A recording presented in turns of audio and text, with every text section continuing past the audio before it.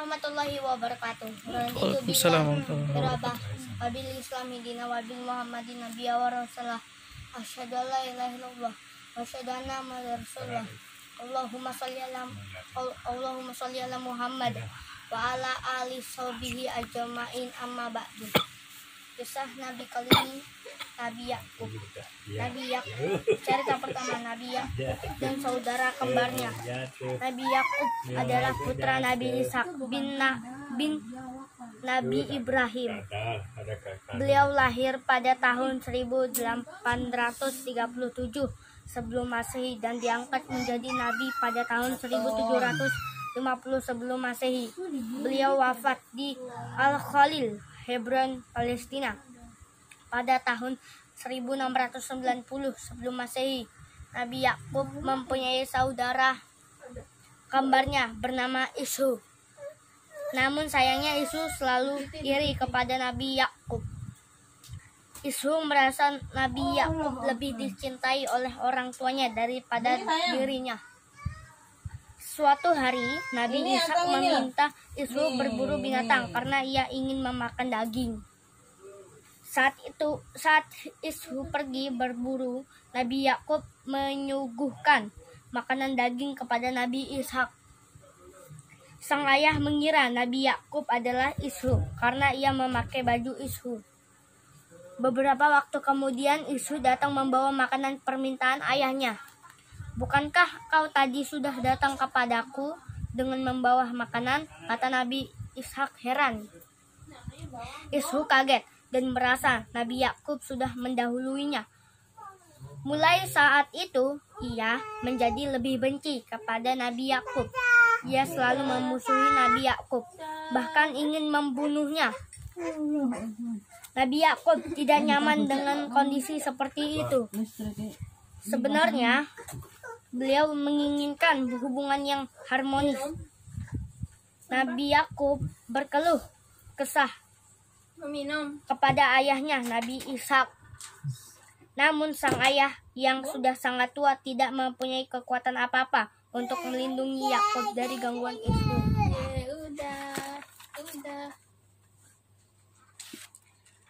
Cerita kedua, perjalanan ke Irak. Untuk menghindari hal-hal yang tidak diinginkan antara Yakub dan Ishak, Nabi Ishak lalu menyuruh Nabi Yakub berhijrah ke Padan Aram, Irak. Di sana ada keluarga ibu Nabi Yakub, Laban, yang bisa menjadi tempat berlindung. Nabi Yakub mematuhi anjuran sang ayah. Dia pergi hijrah ke Irak dengan melewati jalanan berpasir yang sangat panas. Sesekali Nabi Yakub berhenti beristirahat saat merasa sangat lelah. "Lebih baik aku beristirahat dulu di sini," ucap Nabi Yakub. Nabi Yakub tertidur di bawah batu yang besar. Tidurnya sangat lelap. Nabi Yakub bermimpi mendapat rezeki yang luas, hidup yang damai, keluarga dan anak cucu yang soleh, dan kerajaan yang besar.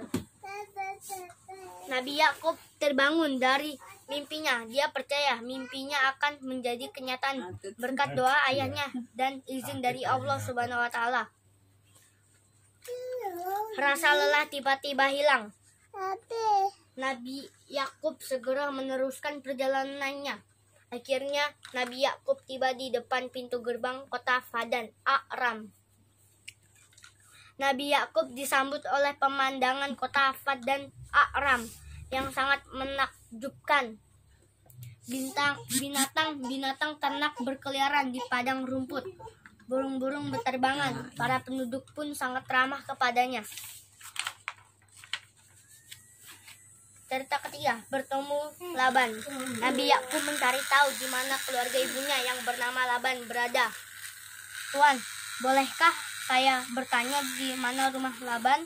tanya Nabi Yakub kepada seorang lelaki. Lelaki itu menjawab sembari menunjuk gadis cantik yang sedang menggembala kambing. Dia adalah putri Laban, Rahil namanya.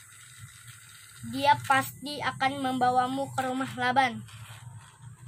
Nabi Yakub menemui gadis itu dengan berdebar. Nabi Yakub berkata, "Aku adalah sepupumu, anak Rifkah, saudara perempuan ayahmu.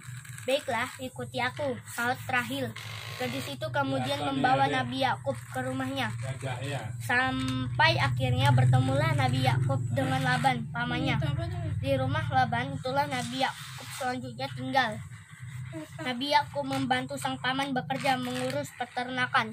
Berkat kerja kerasnya dan kedisiplinannya dalam bekerja, peternakan Laban bertambah maju dan besar.